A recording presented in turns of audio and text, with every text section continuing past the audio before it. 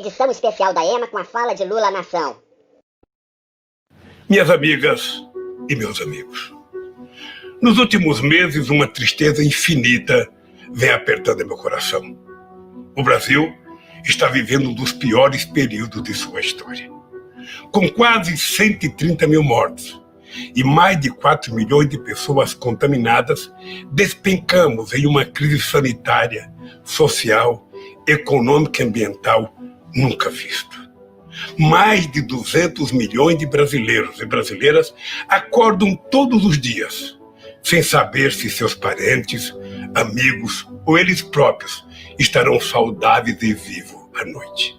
A esmagadora maioria dos mortos pelo coronavírus é de pobres, pretos, pessoas vulneráveis que o Estado abandonou. Na maior e mais rica cidade do país, as mortes pelo Covid-19 são 60% mais altas entre pretos e pardos da periferia, segundo os dados das autoridades sanitárias.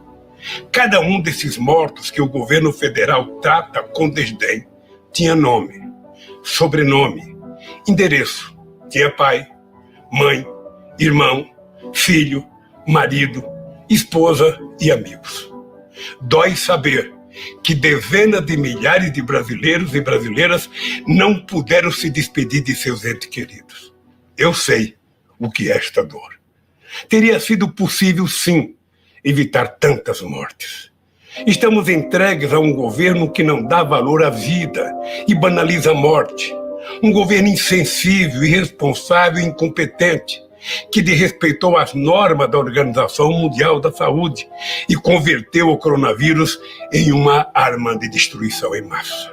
Os governos que emergiram do golpe congelaram recursos e sucatearam o Sistema Único de Saúde, o SUS, respeitado mundialmente como modelo para outras nações em desenvolvimento. E o colapso só não foi maior ainda graças aos heróis anônimos, as trabalhadoras e os trabalhadores do sistema de saúde. Os recursos que poderiam estar sendo usados para salvar vidas foram destinados a pagar juros ao sistema financeiro. O Conselho Monetário Nacional acaba de anunciar que vai sacar mais de 300 bilhões de reais dos lucros das reservas que nossos governos deixaram. Seria compreensível se essa fortuna fosse destinada a socorrer o trabalhador desempregado ou a manter o auxílio emergencial de R$600 enquanto durar a pandemia. Mas isso não passa pela cabeça dos economistas do governo. Eles já anunciaram que esse dinheiro vai ser usado para pagar os juros da dívida pública. Nas mãos dessa gente, a saúde pública é maltratada em todos os seus aspectos. A substituição da direção do Ministério da Saúde por militares sem experiência médica ou sanitária é apenas a ponta do iceberg. Em uma escalada autoritária, o governo transferiu centenas de militares da ativa e da reserva para a administração federal, inclusive em muitos postos-chave, fazendo lembrar os tempos sombrios da ditadura. O mais grave de tudo isso é que Bolsonaro aproveita o sofrimento coletivo para sorrateiramente cometer um crime de lesa-pátria. Um crime politicamente imprescritível. O maior crime que um governo pode cometer contra o seu país e o seu povo. Abrir mão da soberania nacional. Não foi por acaso que escolhi para falar com você neste 7 de setembro, dia da independência do Brasil, quando celebramos o nascimento do nosso país como nação soberana. Soberania significa independência, autonomia, liberdade. O contrário disso é dependência, servidão e submissão. Ao longo de minha vida, sempre lutei pela liberdade.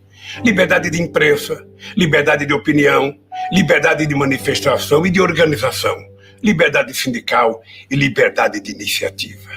É importante lembrar que não haverá liberdade se o próprio país não for livre.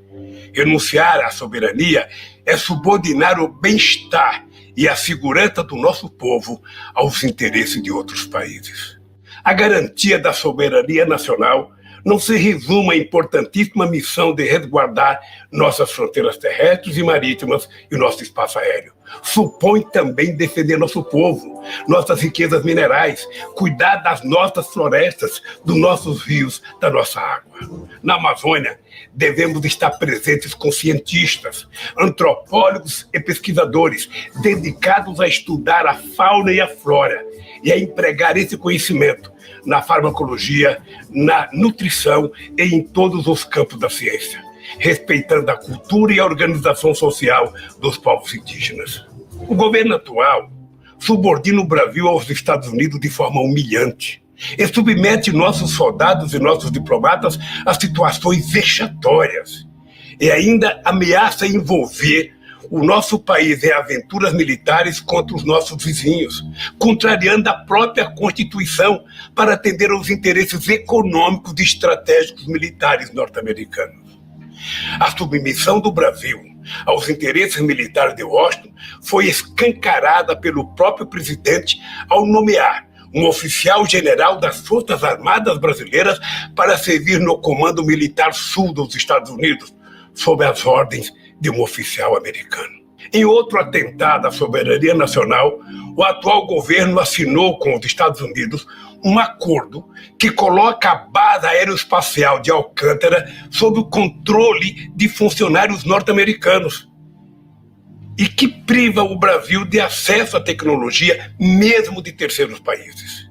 Quem quiser saber os verdadeiros objetivos do governo não precisa consultar manuais secretos da ABIN ou do Serviço de Inteligência do Exército.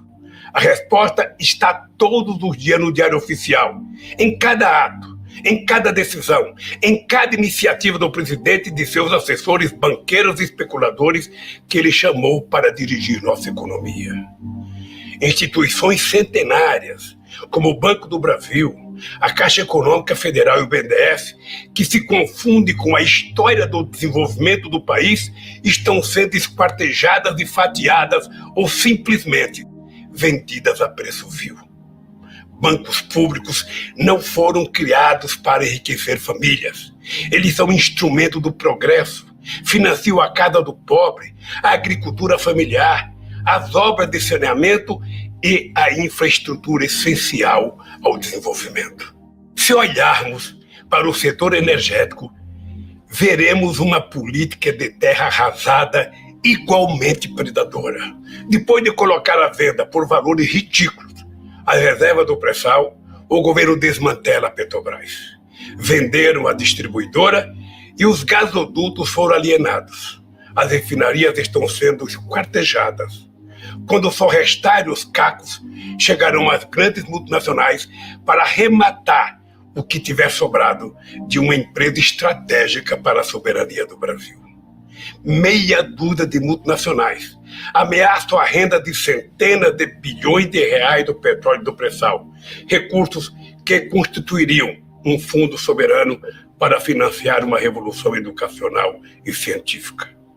A Embraer, um dos maiores trunfos do nosso desenvolvimento tecnológico, só escapou da sanha entreguista em função das dificuldades da empresa que iria adquiri-la. A Boeing, profundamente ligada ao complexo industrial militar dos Estados Unidos.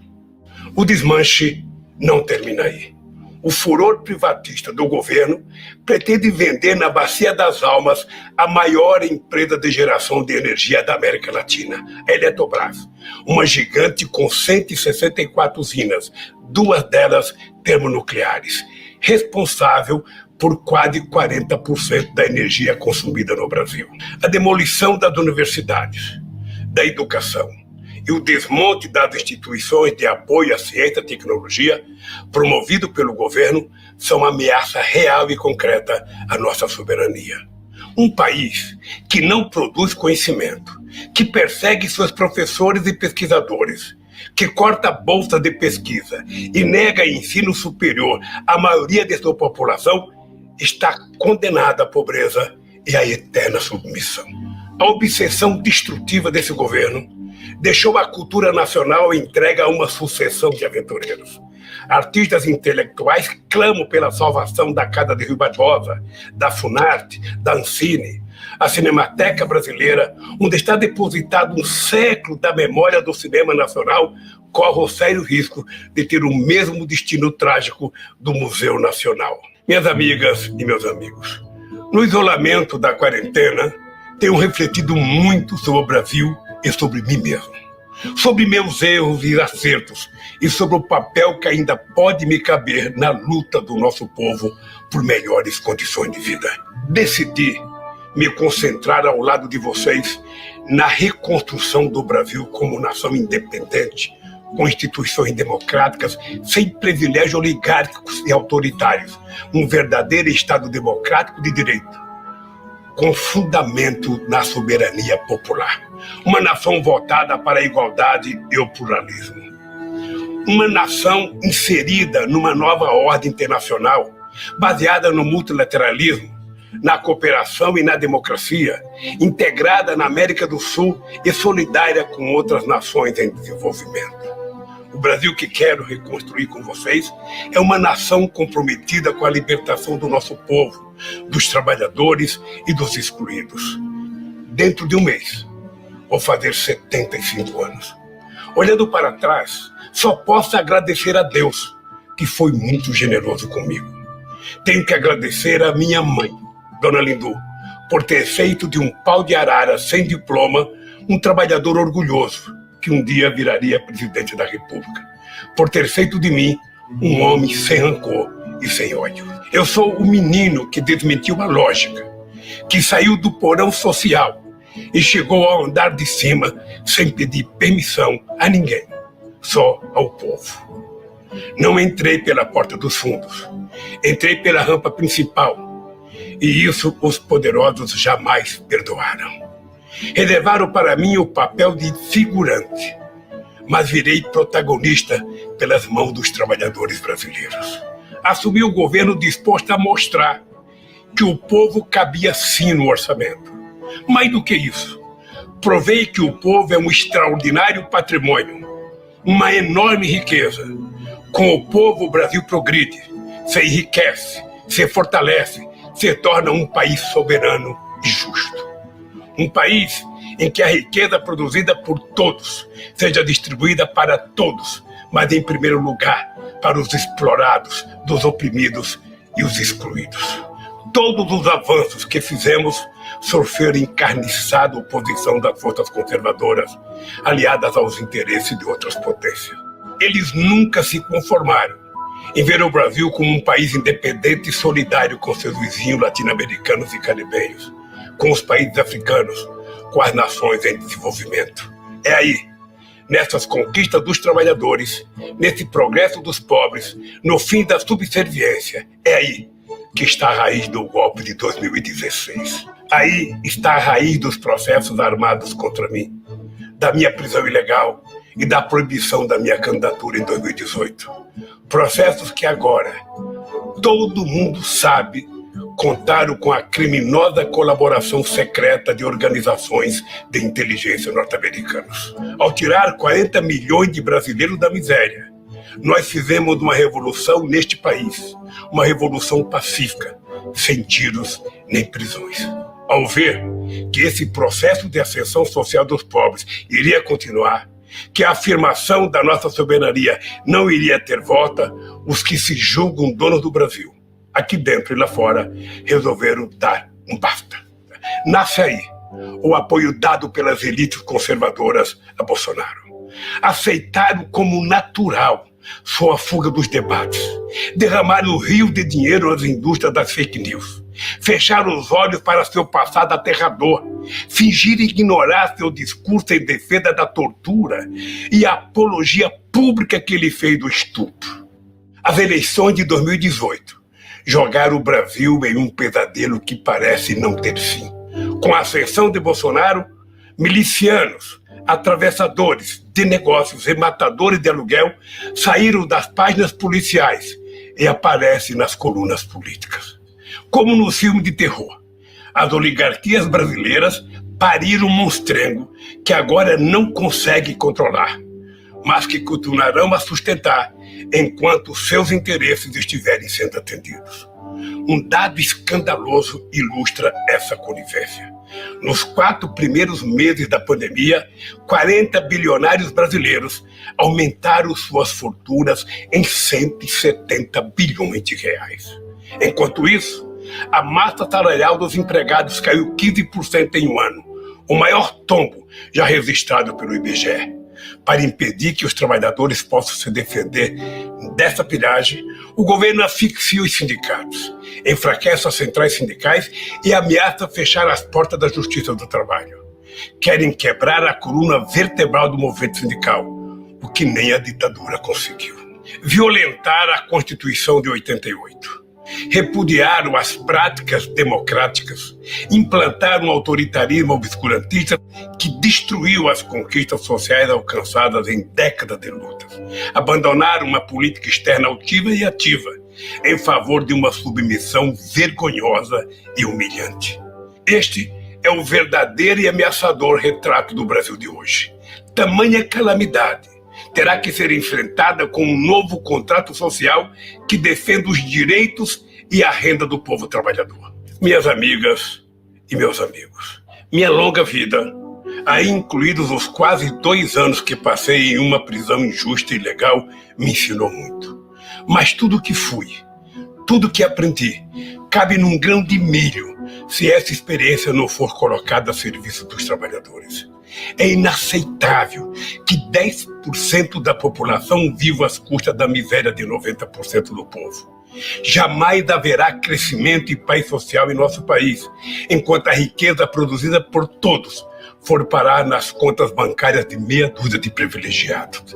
Jamais haverá crescimento e paz social se as políticas públicas das instituições não tratarem com equidade a todos os brasileiros.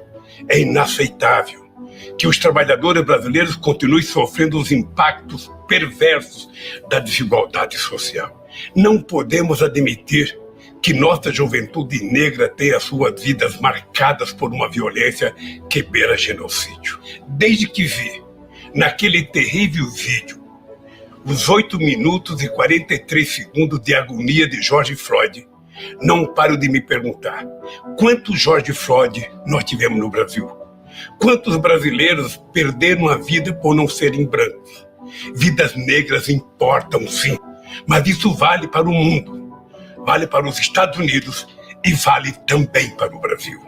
É intolerável que nações indígenas tenham suas terras invadidas e saqueadas e suas culturas destruídas. O Brasil que queremos é o do Marechal Rondon e dos irmãos Vilas Boas, não o dos grileiros e dos devastadores de florestas. Temos um governo que quer matar as mais belas virtudes do nosso povo, como a generosidade, o amor, a paz e a tolerância. O povo não quer comprar revólver, nem cartucho de carabina. O povo quer comprar comida. Temos que combater com firmeza a violência impune contra as mulheres. Não podemos aceitar que um ser humano seja estigmatizado por seu gênero. Repudiamos o escárnio público com os quilombolas. Condenamos o preconceito que trata como seres inferiores, pobres, que vivem nas periferias das grandes cidades. Até quando conviveremos com tanta discriminação, tanta intolerância e tanto ódio? Meus amigos e minhas amigas, para reconstruirmos o Brasil pós-pandemia, precisamos de um novo contrato social entre todos os brasileiros. Um contrato social que garanta a todos o direito de viver em paz e harmonia, em que todos tenham a mesma possibilidade de crescer, onde nossa economia esteja a serviço de todos e não de uma pequena minoria, no qual sejam respeitados nossos tesouros naturais, como a Amazônia, o Cerrado, o Pantanal, a Amazônia Azul e a Mata Atlântica. Alicerce desse contrato social tem que ser o símbolo e a base do regime democrático, o voto. É através do exercício do voto, livre de manipulações e fake news, que devem ser formados os governos e ser feitas as grandes escolhas e as opções fundamentais da sociedade. Através dessa reconstrução, lastreada no voto, teremos um Brasil democrático, soberano, respeitador dos direitos humanos e da indiferença de opinião, protetor do meio ambiente e das minorias e defensor de sua própria soberania. Um Brasil de todos para todos. Se estivermos unidos em torno disso, poderemos superar esse momento dramático. O essencial hoje é vencer a pandemia, defender a vida e a saúde do povo. É pôr fim a esse desgoverno e acabar com o teto de gastos que deixa o Estado brasileiro de joelhos diante do capital financeiro nacional e internacional. Nessa empreitada árdua, mas essencial, eu me coloco à disposição do povo brasileiro, especialmente dos trabalhadores e dos excluídos. Minhas amigas e meus amigos, queremos um Brasil em que haja trabalho para todos. Estamos falando de construir um estado de bem-estar social que promova a igualdade de direitos, em que a riqueza produzida pelo trabalho coletivo seja devolvida à população segundo as necessidades de cada um. Um estado justo, igualitário e independente, que dê oportunidade para os trabalhadores, os mais pobres e os excluídos. Esse Brasil dos nossos sonhos pode estar mais próximo do que aparenta. Até os profetas de Wall Street e da City de Londres já decretaram que o capitalismo, tal como o mundo conhece, está com seus dias contados. Levaram séculos para descobrir uma verdade inquestionável que os pobres conhecem desde que nasceram. O que sustenta o capitalismo não é o capital, somos nós, os trabalhadores.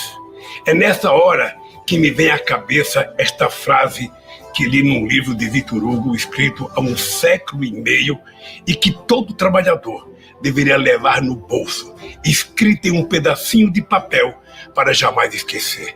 É do inferno dos pobres que é feito o paraíso dos ricos.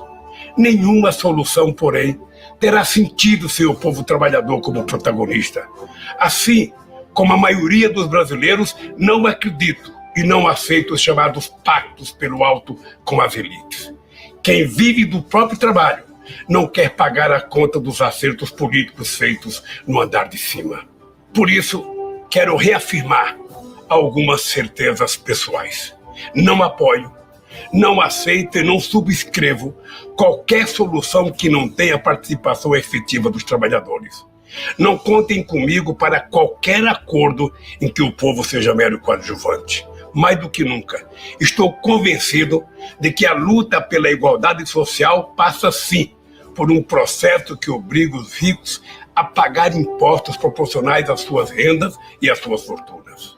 E esse Brasil, minhas amigas e meus amigos, está ao alcance das nossas mãos. Posso afirmar isso olhando nos olhos de cada uma e de cada um de vocês.